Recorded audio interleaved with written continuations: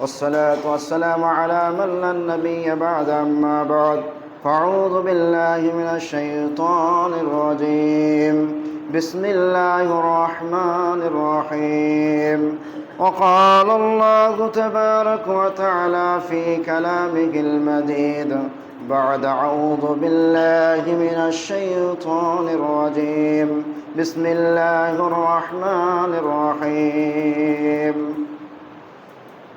إن الصلاة تنهى عن الفحشاء والمنكر الآيات. وقال النبي الكريم صلى الله عليه وسلم في حديثه المبارك عن جابر رضي الله تعالى عنه قال قال رسول الله صلى الله عليه وسلم بين العبد وبين الكفر ترك الصلاة. শ্রদ্ধেয় সম্মানিত বয়োজ্যেষ্ঠ বয়োকনিষ্ঠ সমবয়স্ক, আজকে আমার সামনে বসে থাকা অত্র এলাকার মুসল্লিবর্গ, প্রশংসা মাত্রই সে মহান আল্লাহ তাবারক ওয়া তাআলার জন্যে যে আল্লাহর অশেষ কৃপায় আমরা যাবতীয় কার্যকলাপ ছেড়ে দিয়ে এই পবিত্র জুমাকে সম্মানার্থে আমরা মাঠ ঘাটকে ছেড়ে আল্লাহ তাবারক ওয়া তাআলার ডাকে সাড়া দিয়ে সেই মহান মনিবের প্রশংসা করে শেষ করতে পারি না। তাই তিনারই শিখিয়ে দেওয়া বাক্যের দ্বারা আমরা তার প্রশংসা যাপন করি, বলে আলহামদুলিল্লাহ। দরুদ ও সালাম বিবেচিত হোক আমাদের আখির নবী, নবীদের সর্দার, ইহজগতের কাণ্ডারি, পরজগতের নবী, নবীগণের শিরোমণি, নবীদের নবী জনাবে মুহাম্মদ রাসূলুল্লাহ সাল্লাল্লাহু আলাইহি ওয়াসাল্লামের উপর আল্লাহুম্মা আমিন, আল্লাহুম্মা সাল্লি আলাইহি, আল্লাহুম্মা বারিক আলাইহি। প্রিয় শ্রোতা মণ্ডলী, আপনারা অবগত আছেন, কেউ কাউকে ডাঙ্কাবেন না, কিন্তু আপনারা একটু একটু আগে আসেন। আজকে জুমার খুতবা যে বিষয়টি নিয়ে আমি আলোকপাত করতে চলেছি বা দণ্ডায়মান হয়েছি বা বলবো বলে ইচ্ছা আশা পোষণ করেছি, সেই বিষয়টার নাম হচ্ছে সলাতের গুরুত্ব। সর্বপ্রথম আপনি যখন কোনো ইবাদত করবেন, এদিকে তাকান সবাই, আপনি যখন সর্বপ্রথম কোনো ইবাদত করবেন বা কোনো কাজ করবেন, তো সেই কাজ সম্পর্কে যদি আপনি অবগত না হন বা আপনি যদি উদাসীন, সেই কাজ সম্পর্কে আপনার কোনো ধারণা নেই, তো সেই কাজ করতে গিয়ে আপনার কি মন বসবে না? কেন বসবে না? প্রথমত সেই কাজ সম্পর্কে আপনি উদাসীন, সেই কাজ সম্পর্কে আপনার ধারণা নেই। তো সর্বপ্রথম আপনার কোনো কাজ করতে গেলে আপনাকে কিছু ধারণা আনতে হবে বা আপনাকে ইচ্ছা পোষণ করতে হবে যে আল্লাহ সুবহানাহু ওয়া তাআলা, বা যে কোনো কাজের মাধ্যমে হোক, শুধু নামাজ বলে নয়, যদি আপনি নামাজ পড়েন তো মনে করবেন যে আল্লাহ আমাকে দেখছে বা আমি আল্লাহকে দেখছি। যদি আল্লাহ আপনাকে দেখেন, ধরলেন বক্তব্যের শুরুতেই আমি কিন্তু ভূমিকা টানছি, ধরলেন আপনার মাঠে 5টা মুনিশ আছে, তো আপনি মালিক জমিদার, আপনি জমির মালিক, আপনি দাঁড়িয়ে আছেন, তো ওই 5টা মুনিশকে আপনাকে দেখে ফাঁকি মারবে? বলেন, মারবে কি? আপনি যদি ভুঁয়ের আলে দাঁড়িয়ে থাকেন, মারবে না। যখনই আপনি চলে আসবেন কিন্তু ফাঁকি মারতে আরম্ভ করবে, ওই ছায়াতে বসবে, ওই মুড়ি খাবে, আরও কিছু করবে। তো আপনি যখন মনে করবেন যে আল্লাহ স্বয়ং আমাকে দেখছে, তো আপনি ডিউটিতে ফাঁকি মারবেন কি? মারবেন না, ফাঁকি মারা অসম্ভব। তো আমরা সর্বপ্রথম জানবো সলাৎ সম্পর্কে। সলাৎ শব্দের আবেদনিক অর্থ কী? সলাৎ এটা হচ্ছে আরবি শব্দ, আর নামাজ যেটা আমরা বাংলায় বাক্যটাকে আমরা প্রয়োগ করি, ব্যবহার করি, এটা কিন্তু আদি বাংলা ভাষা নয়, এটা হচ্ছে, নামাজটা হচ্ছে ফার্সি ভাষা, যার অর্থ হচ্ছে রহমত, দোয়া, মাগফিরাত, প্রার্থনা। 4টা মানে রয়েছে সলাতের 4টা মানে রয়েছে।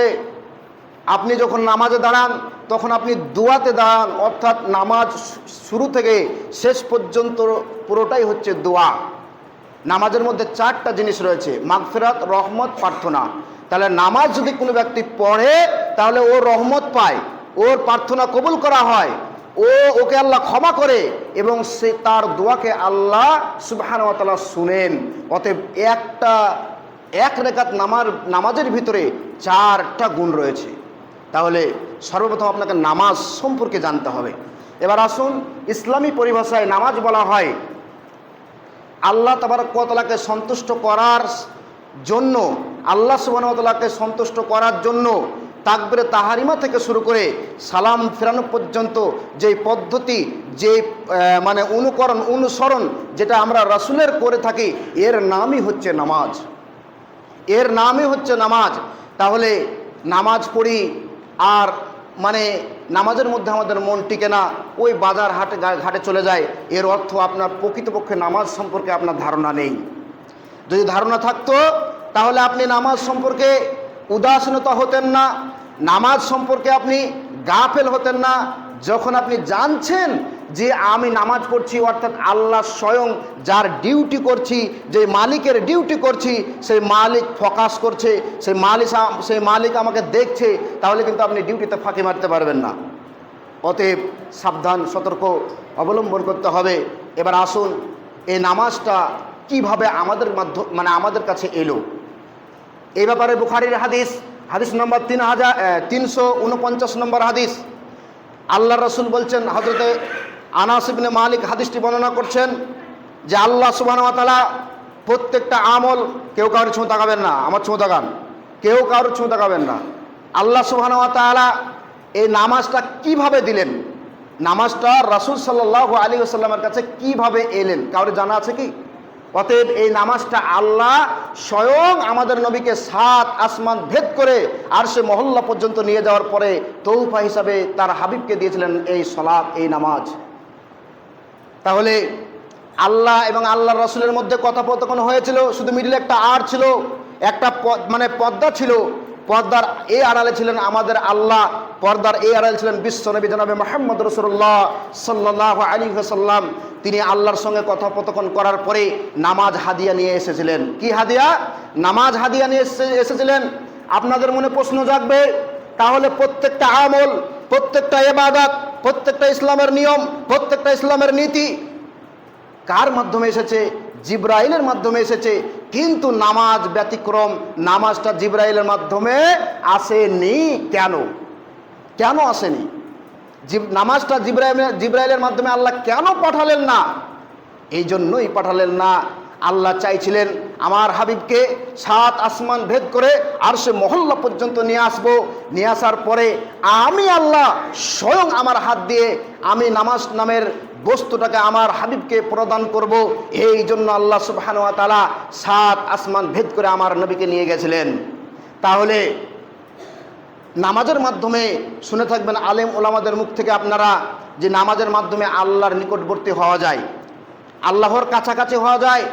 এমনকি নামাজের মাধ্যমে আল্লাহর সঙ্গে কথোপকথন হয়। এজন্য নামাজকে মেরাজুল মুমিন বলা হয়। মুমিনের নামাজ মেরাজুল মুমিন এই জন্য বলা হয়, নামাজের মাধ্যমে আল্লাহর সঙ্গে কথোপকথন হয়। তাহলে এই জন্য আল্লাহ স্বয়ং নবীকে নামাজ নামের জিনিসটা দিয়েছিলেন। তাহলে আমরা নামাজ সম্পর্কে জানলাম। আসুন, আল্লাহ রসুল বলছেন, সহিহ বুখারী হাদিস নম্বর 8, সহিহ মুসলিম হাদিস নম্বর 16, আন উমারা রাদিয়াল্লাহু তাআলা আনহু قال قال رسول الله صلى الله عليه وسلم بني الإسلام على 5 شهادة الله إله إلا الله وأن محمد رسول الله وإقام الصلاة وإيتاء الزكاة والحج وصوم رمضان। আল্লাহ রসুল বলছেন, সহিহ বুখারী এবং সহিহ মুসলিমের হাদিস, আল্লাহ রসুল বলছেন সর্বপ্রথম আপনাকে এই সাক্ষ্য প্রদান করতে হবে যে আল্লাহ ব্যতীত কোনো সত্য ইলাহ নাই, লা মাবুদা ইল্লা বিল হক, হকের উপরে কোনো মাবুদ নাই। বাতিল হাজার মাবুদ আছে, কিন্তু হকের উপরে কোনো মাবুদ নাই। যে একজন আছেন, তিনি হলেন আমাদের আল্লাহ। এই সাক্ষ্য আপনাকে প্রদান করতে হবে। আর কি সাক্ষ্য দেবেন? আশহাদু আল্লা ইলাহা ইল্লাল্লাহ ওয়া আশহাদু আন্না মুহাম্মাদান আবদুহু ওয়া রাসূলুহু, নিশ্চয় মুহাম্মদ রাসূলুল্লাহ সাল্লাল্লাহু আলাইহি ওয়াসাল্লাম আল্লাহর বান্দা এবং আল্লাহর রাসূল। আপনাকে এই সাক্ষ্য দিতে হবে। এই সাক্ষ্য দেওয়ার পরেই আল্লাহ বলছেন যে তোমরা নামাজ কায়েম করো। তাহলে সর্বপ্রথম হচ্ছে আপনার অন্তরকে পরিশুদ্ধ করতে হবে, অন্তরকে পাক পবিত্র করতে হবে, ইমানকে জাগরণ করতে হবে। তারপরেই কিন্তু আল্লাহ বললেন নামাজ। তো কই আল্লাহ বললেন না ইমানকে পরিশুদ্ধ করার পরে জাকাত দাও, ইমানকে পরিশুদ্ধ করার পরে হজ করো, ইমানকে পরিশুদ্ধ করার পরে আপনার সিয়াম রাখো, রোজা রাখো? এই কথা কেন বললেন না? প্রথমেই কিন্তু আপনার ইমান আনার পরেই কিন্তু সালাত। কেন? অতএব নামাজ এমন একটা ইবাদত, নামাজ এমন একটা পাওয়ারফুল ইবাদত, যে ইবাদতটা করলে আপনি সমস্ত খারাপ কাজ থেকে বেঁচে থাকবেন। আপনার দ্বারাতে কোনো অন্যায় হবে না, কোনো জুলুম হবে না, কোনো অত্যাচার হবে না। এই জন্য আল্লাহ সুবহানাহু ওয়া তাআলা সর্বপ্রথম নামাজকে আল্লাহ সুবহানাহু ওয়া তাআলা ধরেছেন। অতএব মহান আল্লাহ তাবারক ওয়া তাআলা বলছেন সূরা তাহা সূরা নম্বর 20 আয়াত নম্বর 14 ভিতরে আল্লাহ বলছেন আকিমিস সালাতা লিযিকরি, হে নবী তুমি তোমার উম্মতদেরকে বলে দাও তোমরা যেন নামাজের মাধ্যমে আল্লাহকে স্মরণ করো, নামাজের মাধ্যমে আল্লাহকে স্মরণ করো। এই অর্থ এটাই যে নামাজের মাধ্যমে আল্লাহর সঙ্গে কথোপকথন হয়। আল্লাহ স্বয়ং বলছেন সূরা তাহার ভিতরে যে তোমরা নামাজের মাধ্যমে আল্লাহকে স্মরণ করো, নামাজের মাধ্যমে আল্লাহকে স্মরণ করো। এখন আমি নামাজে দাঁড়িয়েছি আর আমার মনে মনে বাজারের দিকে মন চলে গেছে, আমার 20 কেজি আলু কিনতে হবে। বলুন তো আল্লাহকে আপনার স্মরণ করা হলো? বলুন আল্লাহকে আপনার স্মরণ করা হলো? আপনি নামাজে দাঁড়িয়েছেন, মনে মনে ভাবছেন মৌলভী সাহেব কত বড় কেরাত ধরেছে, কেরাতটা যদি ছোট করতো কতই না ভালো হতো। আপনার আল্লাহর সঙ্গে কথোপকথন হলো? আল্লাহর সঙ্গে আপনি কথা বলছেন, নাকি আপনার মনে মনে গাইছেন যে আলেম সাহেব কখন নামাজটা সংকীর্ণ করবে? কি আফসোস লাগে, দুঃখ লাগে। স্বয়ং নামাজটা হচ্ছে আল্লাহর সঙ্গে কথোপকথনের একটা মাধ্যম, আর সেই মাধ্যমটাকে আমরা এমন পর্যায়ে নিয়ে চলে এসেছি যা বলা অপেক্ষা রাখে না। এই জন্য বলি সাবধান সতর্ক অবলম্বন করুন। এখনো সময় রয়েছে, নামাজ সম্পর্কে উদাসীন হলে কিন্তু চলবে না। ইসলামের প্রথম স্তম্ভই হচ্ছে নামাজ, ইসলামের প্রথম স্তম্ভই হচ্ছে নামাজ। এবার আসুন, মহান আল্লাহ তাবারক ওয়া তাআলা বলছেন অন্য জায়গাতে আকিমিস সালাহ ওয়া আতুজ যাকাত ওয়ারকাউ মা'আর রাকিঈন।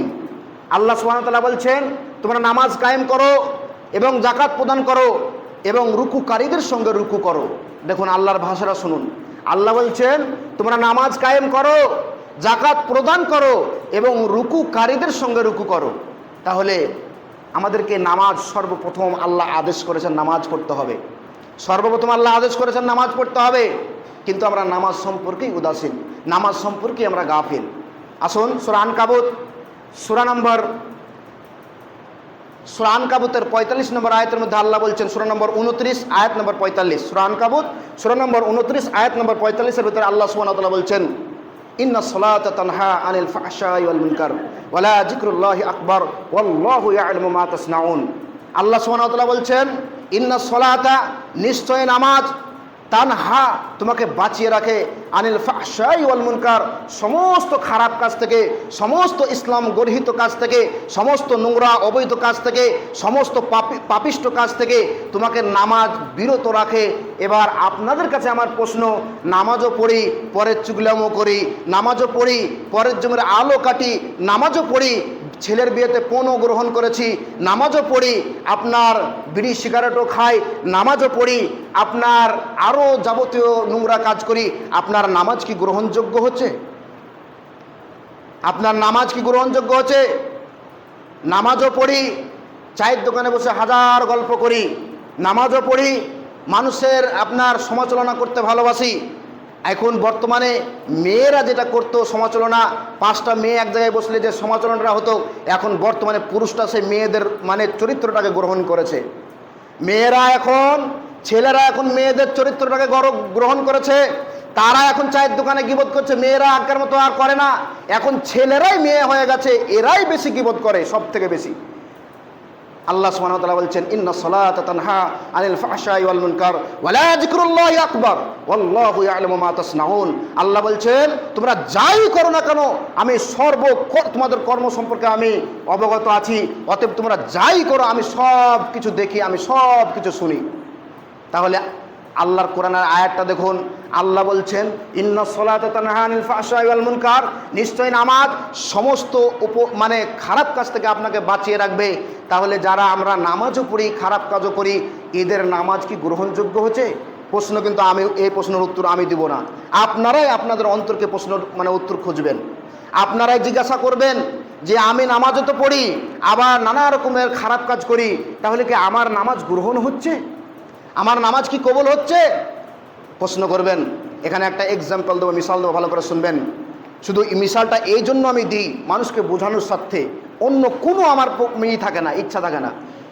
আপনার শেখ সাদুর রহমানুল্লাহ বলছেন একটা বয়স্ক 86 বছরের বয়স্ক লোক 8 আনা পয়সা অনেক দিন থেকে জোগাড় করে রেখেছে। সে হারাতে রেখেছে, হারা বোঝেন তো আপনারা, ওই হারাতে রেখেছে। তো যখন হারাতে রেখেছে তো মনে মনে ভাবছে এই 8 আনা পয়সাটা আমার অনেক দিনকার সঞ্চয়, অতএব এই পয়সাটাকে আমি খুব ভালোভাবে সংরক্ষণ করে রেখে দিয়েছি। তো মাঝে মাঝে সে এই পয়সাটাকে দেখে আর মনে মনে আনন্দিত হয় যে পয়সাটা আমার চলবে। তো যখন আপনার ঘটনাক্রমে একদিন তার খিদা পেয়েছে, তো বাড়িতে কোনো খাবার নাই, তো মনে মনে ভাবছে আমার তো সঞ্চয়কৃত 8 আনা পয়সা আছে, তো আমি 8 আনা পয়সাটা নিয়ে দোকানে গিয়ে দুটো রুটি কিনে নিয়ে আসি, তো 2 স্বামী স্ত্রীতে একটা একটা করে খাবো, আমাদের দিব্যি সুন্দর হয়ে যাবে। তো সে 8 আনা পয়সাটা বের করেছে আর দেখছে যে বলছে আমার 8 আনা পয়সাটা চলবে। সে মনে মনে ভাবছে আমার 8 আনা পয়সাটা চলবে, তার কিন্তু ধারণা নাই যে এটা অচল। সে মনে মনে ভাবছে আমার 8 আনা পয়সা চলবে। সে রাস্তায় আসছে, তখনও দেখছে বারবার আমার 8 আনা পয়সাটা অচল নয়। সে যখন দোকানদারকে দিবে তার আগের মুহূর্তেও দেখছে যে আমার 8 আনা পয়সাটা অচল নয়। কেন? আমি তো এটাকে রোজগার করে আমি রেখেছি, অতএব এটা তো অচল নয়, এটা পয়সা, এটা এত ভালো জিনিস, অতএব এটা চলবে। এরকম তার মনে ইচ্ছা বা তার আশা পোষণ যখন দোকানদারের হাতে দিল, তখনও মনে মনে ভাবছে আমার 8 আনা পয়সাটা চলবে। যখন দোকানদারের হাতে পড়লো, দোকানদার দেখে বলছে বাবা তোমার 8 আনা পয়সাটা অচল, তখন ওই 86 বছরের বয়স্ক লোকটা ধড়াস করে তাল গাছের মতো পড়ে অজ্ঞান হয়ে গেল। তাল গাছের মতো পড়ে অজ্ঞান হয়ে গেল। ওখানে কয়েকটা যুবক ছেলে দাঁড়িয়েছিল, তারা বলছে দাদুকে ধর ধর ধর ধর ধর। তাকে একটা মাচানের উপরে শুয়ে দেওয়া হলো। শুয়ে দেওয়ার পরে অনেকক্ষণ পানি ঢালার পরে তার জ্ঞান ফিরে এলো। তখন বলছে বাবা তুমি 8 আনার পয়সার এত ভুকা, তুমি 8 আনার পয়সা তোমার এত ময়া, তুমি 8 আনা পয়সার জন্য ধরাস করে তাল গাছের মতো পড়ে তুমি অজ্ঞান হয়ে গেলে। তখন ওই বয়স্ক লোকটা বলছে বাবা তোরা ছোট, তোদের কোনো জ্ঞান বুদ্ধি নাই, আমি 8 আনা পয়সার ভুকা নয়, বা আমি 8 আনা পয়সার জন্য অজ্ঞান হয়ে যাইনি। কিসের জন্য অজ্ঞান হয়ে গেছে তাহলে তোরা শুনেলে? আমি 86 বছর ধরে নামাজ পড়ছি, আমি 86 বছর ধরে রোজা রাখছি, আমি 86 বছর ধরে আমি হজ করছি, 86 বছর ধরে আমি দান সাদকা খয়রাত করছি। আমার মন বলছে আমার দান সাদকা চলবে, আমার মন বলছে আমার নামাজটা চলবে, আমার মন বলছে আমার হজটা চলবে, কিন্তু কিয়ামতের মাঠে যদি আল্লাহ একবার বলে দেয় তোর নামাজটা অচল, কে চালাবে? যদি আল্লাহ কিয়ামতের মাঠে একবার বলে দেয় তোর নামাজটা অচল, সেই দিন কে চালাবে? এই চেতনাটা আমার যখনই ফিরে এসেছে, সঙ্গে সঙ্গে আমি অজ্ঞান হয়ে গেছি। তো বলছে দাদু তোমার এই চেতনা? তো হ্যাঁ আমার এই চেতনা। তাহলে আমি আপনাকে প্রশ্ন করতে চাইছি, যারা আমরা নামাজ পড়ি, নিজেকে বিশাল বড় মুসল্লি মনে করি, অথচ নামাজের নিয়ম নিয়ম নিতে জানি না, আপনাকে আমার প্রশ্ন, আপনার দোকানদার কিন্তু আল্লাহ কিয়ামতের মাঠে গ্রহণ করবে আল্লাহ, আপনার কি নামাজটা চলবে? আপনার কি নামাজটা চলবে? একবার ভালো করে চিন্তা ভাবনা করুন। এই জন্য আল্লাহ সুবহানাহু ওয়া তাআলা বলেন সূরা মাউন সূরা নম্বর 107 আয়াত নম্বর 4 এবং 5 এর মধ্যে আল্লাহ বলছেন ফাওয়াইলুল লিল মুসাল্লিন আল্লাযীনা হুম আন সালাতিহিম সাহুন। দুর্ভাগ্য ওই সমস্ত নামাজীদের জন্য, দুর্ভাগ্য ওই সমস্ত নামাজীদের জন্য যারা নামাজে উদাসীনতা, যারা নামাজের মধ্যে খুশুখুজু করে না, যারা নামাজকে সঠিক পন্থায় অবলম্বন করে না, যারা নামাজকে সঠিক পন্থায় আদায় করে না। তাহলে আল্লাহ সুবহানাহু ওয়া তাআলা বলছেন দুর্ভাগ্য ওই নামাজীদের জন্য। আল্লাহ বলছেন যে দুর্ভাগ্য ওই নামাজীদের জন্য যারা সঠিক পন্থায় নামাজ আদায় করে না। খুশুখুজু, সৌন্দর্যতা, নামাজের ভিতরে আখলাক, চরিত্র লুকানো আছে। অতএব আপনাকে নামাজ পড়তে হবে একমাত্র আল্লাহকে সন্তুষ্ট করার জন্য। কিন্তু আপনি মনে মনে ভাবছেন আমার মসজিদের পাশে বাড়ি, যদি নামাজ পড়তে না যায় তা লোকে কি বলবে, যে নামাজ শোনার পরেও, আজান শোনার পরেও সে নামাজে এলো না। আপনার ইচ্ছা কিন্তু এরকম, আপনার মন মানসিকতা কিন্তু আপনার এরকম। এই জন্য আল্লাহ সুবহানাহু ওয়া তাআলা বলছেন দুর্ভাগ্য ওই সমস্ত নামাজীদের জন্য যারা নামাজে উদাসীনতা, যারা নামাজ সঠিক পন্থায় আদায় করে না। তাহলে আপনি ভাবুন আপনি কোন পর্যায়ে পড়ছেন। এই জন্য আল্লাহ রাসূল সাল্লাল্লাহু আলাইহি ওয়াসাল্লাম তিনি বলেন, সহিহ বুখারী এবং সহিহ মুসলিমের হাদিস, সাল্লু কামা রাআইতুমুনি উসাল্লি, তোমরা নামাজ প্রতিষ্ঠিত করো, তোমরা নামাজ কায়েম করো, তোমরা নামাজ পড়ো সেই পন্থায়, যেই পন্থায় আমি নবী পড়েছি, এই পন্থায় তোমরা নামাজ পড়ো। অনেকে প্রশ্ন করে তাহলে তো আমরা নবী সাল্লাল্লাহু আলাইহি ওয়াসাল্লামকে নামাজ পড়তে দেখিনি, তাহলে আমরা কেমনভাবে নামাজ পড়বো? কোরআন হাদিসে এর বৃত্তান্ত বর্ণনা করে দেওয়া হয়েছে। অতএব আল্লাহ রসুলের সেজদা কত দীর্ঘ ছিল, আল্লাহ রসুলের কেরাত কত বড় ছিল, আল্লাহ রসুল রুকু কতক্ষণ ধরে করতেন, এর বৃত্তান্ত হাদিস কোরআন থেকে পাওয়া যায়। তারপরেও কিন্তু আপনি মানেন না।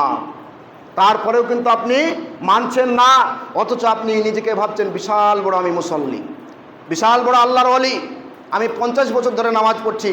সাবধান হয়ে যান, সতর্ক হয়ে যান। মহান আল্লাহ সুবহানাহু ওয়া তাআলা বলছেন সূরা বাকারা সূরা নম্বর 2 আয়াত নম্বর 34, আল্লাহ সুবহানাহু ওয়া তাআলা বলছেন ওয়াইদ কুল্না লিল মালাইকাতি ইসজুদু লিআদামা ফাসাজাদু ইল্লা ইবলিস আবা ওয়াস্তাকবারা ওয়া কানা মিনাল কাফিরিন। আল্লাহ সুবহানাহু ওয়া তাআলা বলছেন ইবলিস শয়তান কেন শয়তানে পরিণত হলো? কোরআনের আয়াত আল্লাহ সুবহানাহু ওয়া তাআলা বলছেন যখন আদমকে তৈরি করা হলো, নিজ হাতে আল্লাহ আদমকে তৈরি করেছিলেন। নিজ হাতে তৈরি করার পরে আল্লাহ সুবহানাহু ওয়া তাআলা বললেন হে ফেরেশতাবর্গ তোমরা আদমকে সেজদা করো। সকলেই সেজদা করলো ইল্লা ইবলিসা, ইবলিস শয়তান সে কিন্তু সেজদা করলো না। ইবলিস শয়তান সে সেজদা করলো না, ইনকার করলো, প্রত্যাখ্যান করলো, অহংকার দেখালো, গাম্ভীর্যতা দেখালো। আল্লাহ সুবহানাহু ওয়া তাআলার কাছে যুক্তি পেশ করলো। যুক্তি কি? যে আল্লাহ তুমি আমাকে আগুন দিয়ে তৈরি করেছো, আমি আগুনের কাজ বা আগুনের ধর্ম হলো উপর দিকে ওঠা, আর ওকে মাটি দিয়ে সৃষ্টি করেছো, মাটির ধর্ম হলো নিচে পড়ে থাকা। অতএব আমি ইবলিসকে আমি আদমকে সেজদা করব না। তার যে একটা অহংকার, তার যে একটা গম্ভীরতা, আল্লাহ সুবহানাহু ওয়া তাআলা তাকে শয়তানে পরিণত করে দিলেন। শুধু শয়তানে পরিণত করলেন এটা নয়, বললেন শয়তানদের লিডার। অতএব সে আল্লাহর সঙ্গে পাল্লা দিয়ে এসেছে, আল্লাহর সঙ্গে সে কথোপকথন বলে এসেছে যে আল্লাহ কিয়ামত পর্যন্ত তোমার বান্দাদেরকে আমি কি করব? পথভ্রষ্ট করব, জাহান্নামের মধ্যে নিক্ষেপ করব। আল্লাহ বললেন তুই আমার বান্দাদেরকে পথভ্রষ্ট করবি এটা ঠিক, কিন্তু আমি কিয়ামত পর্যন্ত যতদিন না পশ্চিম দিকে সূর্য উঠছে ততদিন পর্যন্ত আমার ক্ষমার দরজা পর্যন্ত খোলা থাকবে। তাহলে এখানে আমি যেটা বলতে চাইছিলাম, ইবলিস শয়তান কয়টা সেজদা ইনকার করেছিল? একটা। ইবলিস শয়তান কয়টা সেজদা ইনকার করেছিল? একটা, মাত্র একটা সেজদা। যদি সে দিত তাহলে সে শয়তানে পরিণত হতো না। তাহলে আপনি আমি যে সর্বদা 5 ওয়াক্তের নামাজ পরিত্যাগ করছি, আপনি আমি কত বড় শয়তান, আপনি আমি কত বড় শয়তান। আপনার জোহরের 4 রেকাত নামাজ মানে আপনার 8টা সেজদা, আসরে 4 রেকাত নামাজ 8টা সেজদা, মাগরিবে 3 রেকাত নামাজ আপনার 6টা সেজদা, আপনার এশাতে 4 রেকাত নামাজ 8টা সেজদা, ফজরে 2 রেকাত নামাজ 4টা সেজদা, মোট হচ্ছে 34টা সেজদা। আপনি 34টা সেজদা ইনকার করছেন। ইবলিস শয়তান একটা সেজদা ইনকার করার কারণে সে শয়তানে পরিণত হলো, আর আপনি 24 ঘন্টা আপনি প্রত্যেক দিন 34টা করে সেজদা ইনকার করছেন। আপনি কি ইবলিসের চাস্তো ভাই নয়? আপনি কি ইবলিসের চাস্তো ভাই নয়? অতএব আপনি সাবধান হয়ে যান। এখানে একটা মিসাল দেবো, খুব ভালো করে শুনবেন। এক মাওলানা সাহেব একটা গ্রামে খুতবা দিতে গেছে। খুতবা দিতে যাওয়ার পরে ওই খুতবা দিয়ে বাড়ি ফিরবে, তো বাড়ি ফিরছে তো ধরলেন আপনার পারুলিয়া গেছে খুতবা দিতে, তো খুতবা দিয়ে বাড়ি ফিরছে, তো বুধি গ্রামে আসার পথে দেখছে রাত 12টার সময় একলা বাড়ি আসছে। তো একলা বাড়ি আসছে, হাঁটতে হাঁটতে বাড়ি আসছে, সাইকেলও নিয়ে যায়নি, মোটরসাইকেলও নিয়ে যায়নি। তো হাঁটতে হাঁটতে একলা মাওলানা সাহেব রাত 12টার পরে বক্তব্য শেষ করার পরে একলা আস্তে আস্তে বাড়ি আসছে। যখন বাড়ি আসছে দেখছে বুদিগ্রামে একদম মেন রোডে একদম মাঝামাঝি একটা লোক শুয়ে আছে। তো মাওলানা সাহেব হাব্বা জুব্বা পরে আছে, মাথায় টুপি আছে, তো বলছে আসসালামু আলাইকুম। ওকে যখন অনেকবার সালাম দিচ্ছে, 3বার সালাম দিয়েছে, আসসালামু আলাইকুম, সালামের উত্তর পায় না, আসসালামু আলাইকুম, সালামের উত্তর পায় না। তখন 4র্থবারে ওই লোকটা বলছে মাওলানা সাহেব আমাকে সালাম দেন না, আমি হচ্ছি শয়তান ইবলিস। তো বলছে ইবলিস শয়তান তুমি? তো বলছে হ্যাঁ। তাহলে তোমার যে ধর্ম, তোমার যে কর্ম, তুমি মানুষকে পথভ্রষ্ট করবে, তা তুমি যখন আরাম নিচ্ছ, তুমি যখন বিশ্রাম নিচ্ছ, তাহলে তুমি এই টাইমটাতে যে মানুষকে পথভ্রষ্ট করবে না? তো বলছে মাওলানা সাহেব আপনি জানেন না, আপনি তো মাওলানা, আপনি কোরআন হাদিস সব বুঝেন, আপনি জানেন না আমি কেন বিশ্রাম নিচ্ছি। এই কারণে বিশ্রাম নিচ্ছি, আমি যে গদিতে বসেছিলাম সেই গদিটা আমার চেলারা এখন সামলাচ্ছে আর কি, আমার চেলারা ওই দায়িত্বটা পালন করছে। তো বলছে কিভাবে? তো বলছে মাওলানা সাহেব কোরআনের ভিতরে এসেছে আমি একটা সেজদা ইনকার করেছি, এই জন্য আল্লাহ আমাকে শয়তানে পরিণত করে দিয়েছে, তাই কি না? তো বলছে হ্যাঁ, তুমি একটা সেজদা করে ইনকার করেছো, এই জন্য আল্লাহ তোমাকে শয়তানে পরিণত করে দিয়েছে। তো বলছে আপনার যারা 5 ওয়াক্তের নামাজ পড়ে না এরা কত বড় শয়তান। আমি একটা সেজদা ইনকার করার কারণে যদি আমাকে শয়তান বানিয়ে দেয়, যারা 5 ওয়াক্ত নামাজ পড়ে না এরা কত বড় শয়তান। এরা 34টা সেজদাকে ইনকার করে, এরা আমার থেকেও বড় শয়তান, এরা আমার থেকেও বড় অধম। অতএব আমাকে আমার ডিউটি করা লাগবে না, আমি এই জন্যই বিশ্রাম নিচ্ছি। ওরা নিজেরাই নিজের আমল সম্পর্কে উদাসীন। ওরা নিজের আমল সম্পর্কে উদাসীন। তাহলে আপনি শয়তানের থেকেও আপনি বড় শয়তান। অতএব আল্লাহ যদি একটা সিজদা ইনকার করার কারণে ওকে শয়তানে পরিণত করে দেয়, তাহলে আপনি কোন সা বাপ কা বেটা সিপিয়ান কা ঘোড়া, আপনি যে 5 ওয়াক্তের নামাজ পরিত্যাগ করেন, আপনি 5 ওয়াক্তের নামাজে আসেন না, তারপরে আপনি নিজেকে বলেন আমি মুসলমান। লজ্জা করা দরকার, শরম থাকা দরকার। আপনার মতন পাপী, আপনার মতন জঘন্য বান্দা এই পৃথিবীতে আর কেউ নাই। মহান আল্লাহ তাবারক ওয়া তাআলা রাসূল সাল্লাল্লাহু আলাইহি সাল্লাম তিনি বলেন, সহিহ বুখারী এবং সহিহ মুসলিমের হাদিস, আল্লাহর রাসূল বলছেন, আন জাবির রাদিয়াল্লাহু তাআলা আনহু قال قال رسول الله صلى الله عليه وسلم বাইনাল আবদি ওয়া বাইনাল কুফরি তারকুস সালাহ। আল্লাহর রাসূল বলছেন, একজন মুমিন বান্দা এবং একজন কাফেরের মধ্যে পার্থক্যই হচ্ছে নামাজ। তাহলে এই হাদিসটাকে আমি বানিয়ে বললাম, নাকি আমার বাপ দাদার ঘর থেকে টেনে নিয়ে এসে বললাম? আল্লাহর রাসূল সাল্লাল্লাহু আলাইহি সাল্লাম তিনি বলছেন, বাইনাল আবদি ওয়া বাইনাল কুফরি তারকুস সালাহ, একজন মুমিন বান্দা এবং কাফেরের মধ্যে পার্থক্যই হলো নামাজ। আপনি নামাজ পড়েন না, আপনি মসজিদে আসেন না, জানতে হবে আপনি মুসলমান নন। আপনি ইসলামের একটা বড় জিনিসকে আপনি কুফরি করেছেন, আপনি ইনকার করেছেন, আর ইনকারের শাস্তি হচ্ছে আপনার কাফের। আপনি এই ইসলামের একটা নিয়মকে আপনি কুফরি করছেন, অস্বীকার করছেন। আপনাকে বারবার মুয়াজ্জিন বলছে, হাইয়া আলাস সালাহ, তোমরা নামাজের দিকে এসো। হায় রে মুসলমান, এর অর্থ আমাদের জানা নেই। আর আমি যেছি, আর মুয়াজ্জিন বলছে হাইয়া আলাস সালাহ, তোমরা নামাজের দিকে এসো, আর আমি যেছি চায়ের দোকানে। মানে উল্টোটা। আমার কথায় কিন্তু রাগ করবেন না, কেউ দুঃখ করবেন না। দুঃখ যদি করতে হয় বিশ্বনবীর উপরে করেন, আল্লাহর উপরে করেন। কেন? আল্লাহ আমাকে বলার জন্য এই রাস্তায় নিয়ে এসেছে, অতএব আমাকে বলতে হবে। পরিশেষে আল্লাহ তাবারক ওয়া তাআলার কাছে দোয়া, হে রব্বুল আলামিন, তুমি আমাদের সকলকে এই সঠিক পন্থায় ইসলামকে মানার তৌফিক দান করো। হে রব্বুল আলামিন, যারা আমরা নামাজ পড়তে পারি না, একবার অন্তর থেকে বলবেন, অন্তর থেকে সবাই বলুন, যারা নামাজ পড়তে আমরা পারছি না, ইনশাআল্লাহ আজ থেকে নামাজ পড়ো। সকলে বলুন ইনশাআল্লাহ, অন্তর থেকে বলুন ইনশাআল্লাহ। অতএব আপনাদেরকে সচেতন হতে হবে। সমাজ আপনাদের, সোসাইটি আপনাদের, এই মসজিদ আপনাদের, কে দেখাশোনা করবে? আপনাদেরকেই করতে হবে। পরিশেষে আল্লাহ তাবারক ওয়া তাআলার কাছে দোয়া, হে রব্বুল আলামিন, তুমি আমাদেরকে মুমিন মুত্তাকিন পরহেজগার আল্লাহ ভীরু বানিয়ে দাও। হে রব্বুল আলামিন, তুমি আমাদেরকে সঠিক বুঝ দাও। রব্বুল আলামিন, যারা আমরা নামাজ পড়তে পারি না, আল্লাহ তুমি আমাদের সকলকেই নামাজি হওয়ার তৌফিক দান করো। আমিন। ইয়া আইয়ুহাল্লাযীনা আমানু সাল্লু আলাইহি ওয়া সাল্লিমু তাসলিমা। আল্লাহ